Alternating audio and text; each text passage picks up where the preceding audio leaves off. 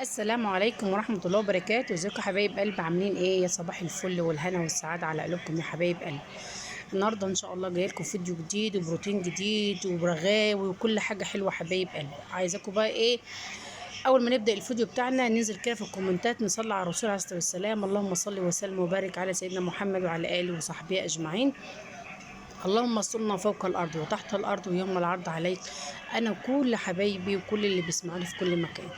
انا جاي لكم بقى يا حبايب قلب بروتين. طبعا الشباك اللي شفتوه في اول الفيديو ده مفتوح، كنت انا طبعا حاطه الفرشه بتاعه السرير، قلت اعمل روتين جامد كده النهارده بقى الخميس، وقلت بقى ايه اعمل روتين حلو كده في اوضه النوم. يعني ايه كل مره كده، يعني كل يوم كده نمسك ايه اوضه كده ونقلبها طبعا روتين بقى قبل المدارس وكده يا حبايب. ربنا يعيننا جميعا يا رب العالمين.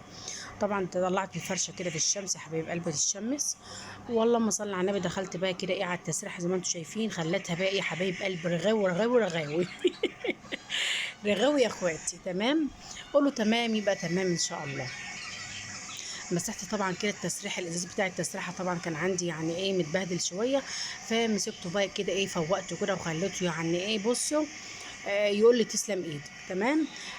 خلصنا بقى على التسريحه، رحنا طبعا فين؟ رحنا على الباب بتاع الاوضه حبايبي. رحنا على باب الاوضه برضو عملناه كده بالرغاوي الرغاوي الرغاوي. انا بحب الرغاوي جدا يا اولاد، والله العظيم بجد بحب الرغاوي جدا. مسكت الباب برضو خليته بصوا يدعي لي، خليته يدعي لي. طبعا التراب يا حبايب قلبي بيبهدل العزال.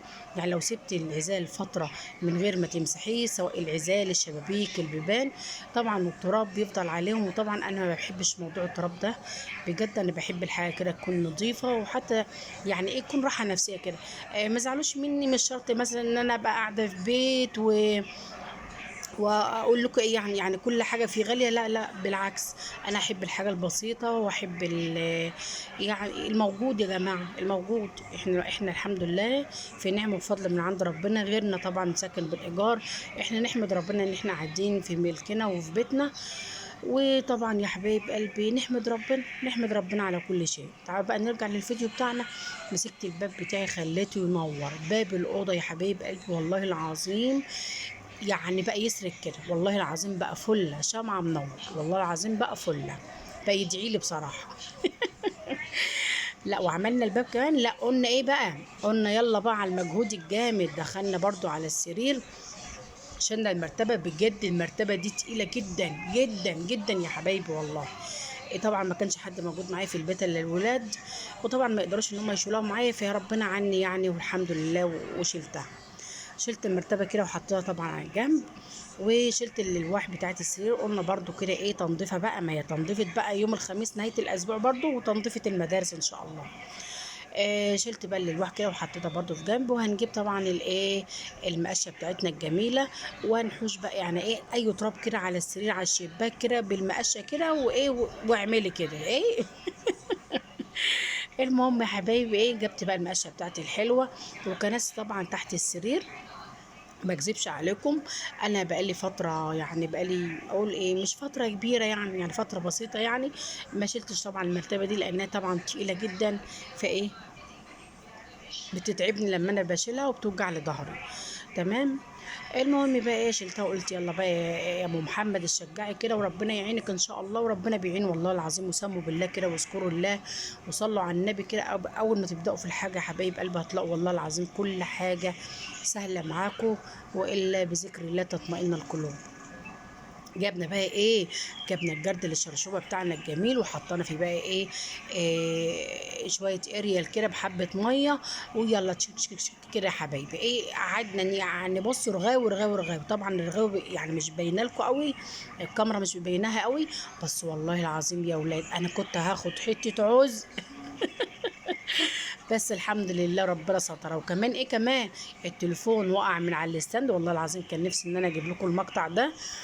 التليفون كان هيقع فعلا فعلا والله العظيم وقع، وكان فعلا يعني. بس الحمد لله طبعا ربنا كده يعيننا. التليفونات طبعا غاليه زي ما انتم عارفين يا حبايبي الايام دي، فاحنا عايزين نمشي كده باللي موجود معانا. تمام، قولوا تمام يبقى تمام يا احلى اخوات في الدنيا واحلى حبايب واحلى اخ واخت. وبشكر جدا جدا حبايبي اللي دخلوا مع عندي في القناه. شرفتوني ونورتوني، وشرفت ونورت عند اختكم ام محمد. وطبعا انتوا حبايب قلبي وجودكم دايما على راسي من فوق. بس ما تنسيش اللايك يا حبيبه قلبي، اللايك الجميل بتاعك فضلا منك وليس امر، والاشتراك فضلا منك وليس امر يا حبيبه قلبي. طبعا عملت بقى كده يا حبايب قلبي السرير زي ما انتم تحت السرير كده زي ما انتم شايفين، بالرغاوي رغاوي رغاوي طبعا. ورجعت طبعا غيرت وجبت ميه نظيفه، وطبعا عشان اشيل الميه طبعا اللي تحت السرير بالاريال وكده، فجبت الشرشوبه وجبت ميه نظيفه والله ما صلى على النبي، قعدت اشيل طبعا الحاجه، نظفت السرير وروقته وخلته فل وخلته بيلمع، وما شاء الله نضيف. حتى الواحد كده يبقى نايم على السرير مرتاح نفسيا كده. والله العظيم انا بقالي فتره قاعده اقول انا هشيل المرتبه ويعني عايزه اعمل روتين في اوضه النوم. بس شيل المرتبه دي بجد، ده اللي كان مخليني ان انا يعني مكسلني شويه. بس الحمد لله استعينت بالله كده وصليت على النبي وقلت يا بنتي يا ام محمد ومتوكله على الله. طبعا حطيت بقى يا حبايب قلبي الالواح بتاعه السرير. وطبعا هنجيب بقى لو كرتونه عندك اي حاجه كده بتحطيها على الالواح بتحمي طبعا المرتبه. رجعت تاني حطيت، ما رضيتش بقى اجيب لكم الجزء اللي انا كنت بحط فيه المرتبه، بجد بقول لكوش.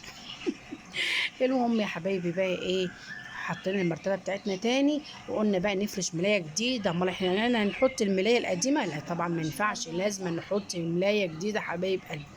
حطينا الماء عشان كده الراجل يجي كده من الشغل كده ويبقى يجيله نفس كده، ويجيله نفس ان هو طبعا ينام على فرشته تكون نظيفه حبايبي. اي راجل بيجي من شغله بيبقى نفسه يلاقي بيته نظيف وعياله نضاف وكده فربنا يعيننا يا رب. لا، فرشنا بقى طبعا السرير بتاعنا يا حبايب قلبي. وقلنا برضو لا طبعا لازم نعمل طبعا يعني بص روتين قوي. جبت طبعا الاري بتاع الجردل تاني وحطيت فيه اريال والمقشه برضو، ومسكت بقى الارضيه بتاعت اوضه النوم يا حبايبي، مسكتها بقى بالمقشه. في الوقت ده بقى كنت فعلا هاخد، والله العظيم كنت هقع على ظهري يا حبايب قلبي. بس الحمد لله ربنا سترها، ربنا يعيني وربنا يعيننا جميعا يا رب على اولادنا وعلى تربيتهم وعلى يعني بصوا خدمتهم. فالحمد لله على كل حال، وربنا يرزق كل مشتاق بالذريه الصالحه، اللهم امين يا رب العالمين. طبعا بقى رجعت كبيت الميه رجعت كبيت الميه طبعا يا حبايب قلبي، ورجعت جبت ميه جديده طبعا. ورجعت جبت ميه جديده حبايب قلبي، ورجعت برضو عشان اشيل الميه اللي بالربس على البلاط، لازم تشال كويس يا حبايب قلبي. جبت ميه نظيفه برضو تاني، والله ما صلى على النبي، جبت برضو الشرشوبه وقعدت طبعا امسح كده عشان اخلي الارضيه فل. شايفين يا ريت البلاط بيلمع ازاي؟ نظافه حلوه يا جماعه والله العظيم. في ناس بتبقى ما تزعلوش مني، في ناس بتبقى قاعده في قصور تدخلي عندهم تقرفي تعودي عندهم، اقسم بالله ده بيحصل. انا كم مره اخش عند ناس وبيبقوا قاعدين البيت بتاعهم مدهون وما اقولكوش، مش كل الناس طبعا عشان محدش يزعل مني، في ناس طبعا نظيفه وناس فله، بس انا بتكلم عن الناس اللي انا شفتها. مش شرط بقى ان انا بقى قاعده في فيلا وقاعده مش عارف لا لا طبعا، المكان اللي انت قاعده فيه لازم تنضفيه يا حبايب قلبي. ما تضمنيش مين اللي يدخل عليك، ممكن اي حد يخبط على بابك ويدخل عليكي فجأة، قدر الله حصل حاجة، في بنوتك جايبة زميلتها، ابنك جايب زميله، يعني برضو حبايبي يبقى بيتنا نضيف كده. والله كان في مثل زمان بيقولوا يا اولاد مش عارف بيقول لك اكنسي بيتك ورشيه وما تعرفيش مين اللي هيدخله، مثل كده ما اعرفش انا قلته صح ولا لا، المهم ما علينا. قلت بقى النهارده اعمل غدا في الوقت ده بقى ابو محمد لقيته بيرن عليا، يا ام محمد. قلت له نعم يا ابو محمد. قال لي انا جايب لك كوارع، عاوزاكي تعملي لي شويه كوارع كده من ايديك الجميله، ايه عشان كده اتغذى. تمام، لازم طبعا نغذيهم. المهم يا حبايب قلبي جبت بقى الكوارع كده، والله ما صلي على النبي مسكتها طبعا غسلتها ونضفتها وخليتها فله وخليتها بيضه شمعه منوره، والله العظيم خليتها بيضه، خليتها فله. تمام، مسكتها طبعا شطفتها كده تحت الميه كده زي ما انتم شايفين، وامسكها بقى يا حبايب قلبي بعد ما شطفها كده واظبطها وخليها فله كده، واخليها فله هقوم يا حبايب قلبي جايبه طبعا ميه نظيفه واحط فيها زي ما انتم شايفين كده، ارجع احط فيها يا حبايب قلبي طبعا المغرب جدا عندنا يا جماعه. الله اكبر الله اكبر الله اكبر الله اكبر. المهم يا حبايب قلبي، جبت الحله كده وحطيت فيها الكوارع طبعا، وجبت حطيت عليها ليمون زي ما انتم شايفين، وحطيت حبه ملح وحبه دقيق، عشان الدقيق دوت ما شاء الله بيخلي كده الكوارع بيضه، بجد بيخليها جميله قوي. المهم يا حبايب قلبي، طبعا ظبطتها كده وسبتها طبعا كده على جنب كده، تاخد يعني تتنقع شويه كده بالليمون والدقيق طبعا والملح وكده. فسبتها طبعا كده على جنب. هنسيبها بقى على جنب. هنحضر طبعا الحله بتاعتنا، نحط فيها ميه حبايب قلبي، وده طبعا بعد ما انا غسلتها يا حبايبي.